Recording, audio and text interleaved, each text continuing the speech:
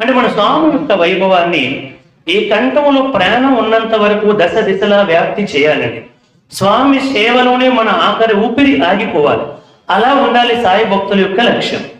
కస్తూరి గారు ఒకసారి ఒక చిన్న పిల్లవాడు ఒక బొమ్మ ఇచ్చాడంట, ఆడుకునే బొమ్మ.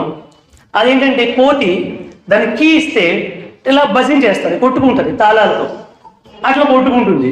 స్వామి ఇంటర్వ్యూ రూమ్ లో కూర్చున్నారు, కస్తూరి గారు కూర్చుంటే కీ ఇచ్చారు, అది డమ్ డమ్ డమ్ డమ్ కొట్టుకుంటుంది.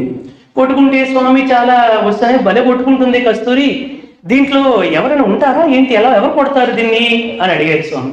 స్వామి అది ఛార్జింగ్ స్వామి, కీ ఇస్తే భలే కొట్టుకుంటుంది, అంతసేపు ఎట్లా కొట్టుకుంటుంది అని అడిగారు స్వామి. అట్లా స్వామి ఉత్సాహంగా మాట్లాడితే ఉండలేక కస్తూరి గారు అన్నారు, స్వామి నేను కూడా ఈ కోతిలాగే గ్రామాలకు వెళ్ళి అది ఎలా అయితే తాళం కొట్టి భజన చేస్తుందో, ఈ సత్యసాయి బాబా పరమాత్ముడు ఎవరైతే మత్స్య, కూర్మ, వరాహ, నరసింహ, వామన, పరశురామ, రామ, బలరామ, కృష్ణ, శ్రీ వెంకటేశ్వర, షిరిడి సాయి అవతారాలు ఎవరైతే ధరించారో అతడే మరణ భగవాన్ శ్రీ సత్యసాయి బాబా వారిగా అవతరించాడని గ్రామాలకి వెళ్ళి చెప్తారు స్వామి అన్నారు.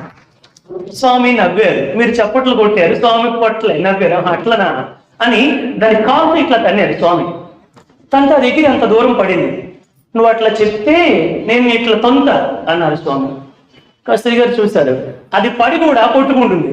అప్పుడు అన్నారు స్వామి, మీరు నన్ను అట్లా తన్నినా కూడా నేను అట్లాగే మీ గురించి ప్రచారం చేస్తూనే ఉంటాను స్వామి.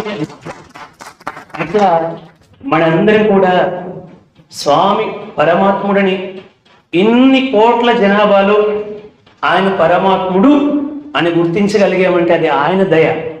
అటువంటి దయ మనందరి పట్ల ఉంది. విశాఖ జిల్లాలో లక్షల మంది ఉన్నారు, ప్రపంచంలో 700 కోట్ల జనాభా ఉన్నారు, భారతదేశంలో 145 కోట్లు పైసలకి జనాభా ఉన్నారు.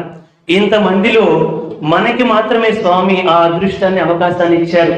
అనేక జన్మల పుణ్యఫలం అని చెప్పారు స్వామి. ఇది ఒక జన్మది కాదు, అనేక జన్మల పుణ్యఫలం వల్ల మీరు నా దగ్గరికి రాగలిగారు, నా సంస్థల్లో సేవ చేయగలుగుతున్నారంటే ఇది అనేక జన్మల పుణ్యఫలం అని చెప్పారు స్వామి. దాన్ని మనం ఇంకా అభివృద్ధి చేసుకోవాలి.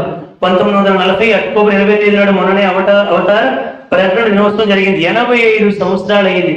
స్వామి నేను రత్నాకరపు సత్యనారాయణ రాజును కాదు, ఆపస్తంభ సూత్రుడిని, భారద్వాజ గోత్రుడిని. అలనాడు భరద్వాజ మహర్షి తపస్సు చేస్తే ఆయనకి వరాన్ని ప్రసాదించి మరలా నేను అవతరించాను, నేను సాక్షాత్తు శివశక్తి స్వరూపుణ్ణి అని అవతార ప్రకటన